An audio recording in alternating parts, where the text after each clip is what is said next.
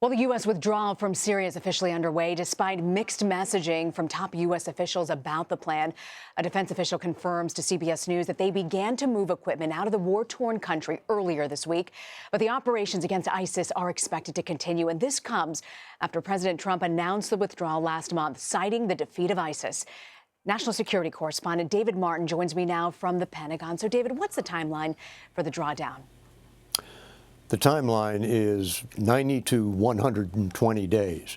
And so far, no troops, none of the 2,000 troops that are in Syria have actually left. What's starting to happen now is some of the equipment is being packed up and taken out by convoy.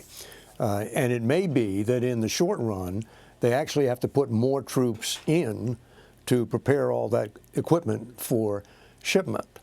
And, of course, at the same time, the battle against ISIS continues. And, in fact, the battle against ISIS has actually intensified in recent days because the U.S.-backed forces that are doing the actual fighting on the front lines against ISIS in these last remaining strongholds have realized that their window of U.S. support may be coming to a close here, and so they have actually put additional reinforcements on the front lines to pick up the pace of fighting against ISIS. But this is a very slow movement that is going to play out over weeks and months. David, just days ago, we heard from National Security Advisor John Bolton, who said that the troops would not leave until ISIS is defeated. Then we heard Secretary of State Mike Pompeo this week say, now is the time. Have officials explained why there are these conflicting messages? You know, the answer you get over here at the Pentagon is this is not how we get our orders. There's the orders, there are public messages made by people like National Security Advisor John Bolton, Secretary of State Mike Pompeo, and then there are military orders which come down through an entirely separate chain of command.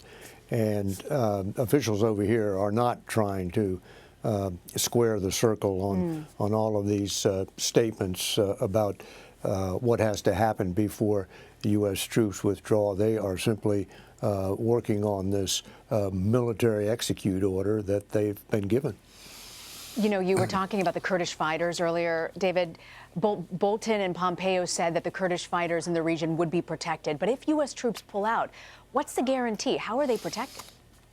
Well, you know, in a country like Syria, there's no guarantee of safety for anybody. But John Bolton was in Turkey earlier this week trying to get a public pledge from the Turkish President Erdogan that he would not attack these Kurdish fighters that the U.S. has been backing.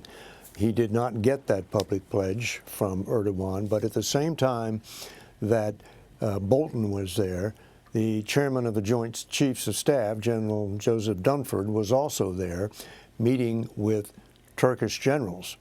And these are two militaries which are NATO allies, and you'd like to think that they would be able to work out some practical procedures which would make the chances of the Turkish military actually attacking these U.S.-backed fighters as close to zero as you can get it.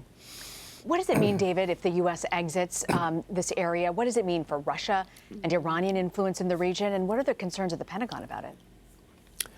Well, you know, everybody wants to see the U.S. get out of Syria, and that includes Russia and Iran.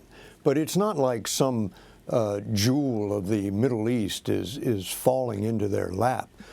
Syria is broken, and it is going to take much, much more than either Russia or Iran is willing to invest to return that to a country which actually controls all of the territory inside its borders.